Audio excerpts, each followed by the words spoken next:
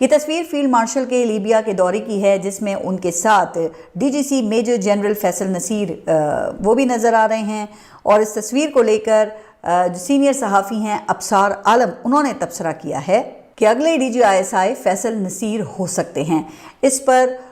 عمار سولنگی کے x account سے جواب آیا ہے۔ تو آپ سب کو پتا ہے کہ اس نام سے اکاؤنٹ کہاں سے چلتا ہے، چونکہ جہاں سے چلتا ہے نا، ان کے اللہ واسطے کے ترجمان بھی برملا کہتے ہیں کہ یہ اپارا کا اکاؤنٹ ہے۔ خیر، اب تو بتانے والوں نے خود بھی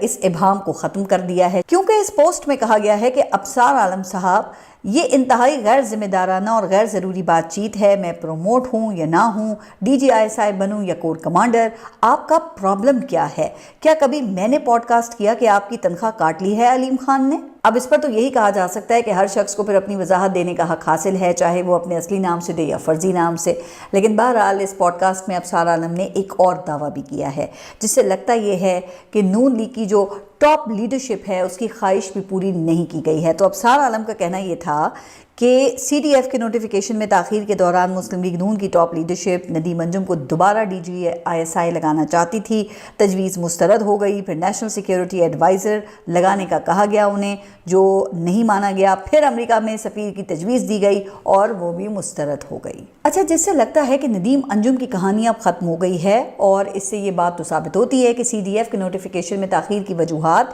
پھر مسلم لیگ نون کے مطالبات تھے جو نہیں مانے گئے۔ شاید اسی وجہ سے اب یہ چہمگوئیاں ہو رہی ہیں کہ میاں محمد نواز شریف اور مریم نواز نے ابھی تک انہوں نے سی ڈی ایف کو مبارکباد نہیں دی ہے، جبکہ یہ بھی کہا جا رہا ہے کہ کراچی میں فیلڈ مارشل اور بلاول بھٹو کی ایک تقریب میں شرکت بھی مریم نواز کے لیے ایک ٹیزر تھی۔ خیر، اس پر مزید تفصیلات آنے تک میں کوئی قیاس آرائی نہیں کروں گی، لیکن عمار سولنگی کے ایکس اکاؤنٹ سے دو اور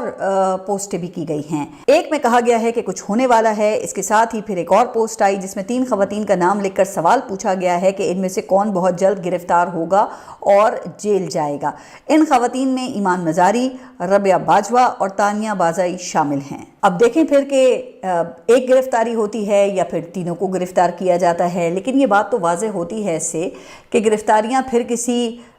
جرم پر نہیں، اختلاف رائے کی بنیاد پر ہو رہی ہیں۔ آپ سب اپنا خیال رکھیے اور اگلے ولاگ تک کے لیے اللہ حافظ۔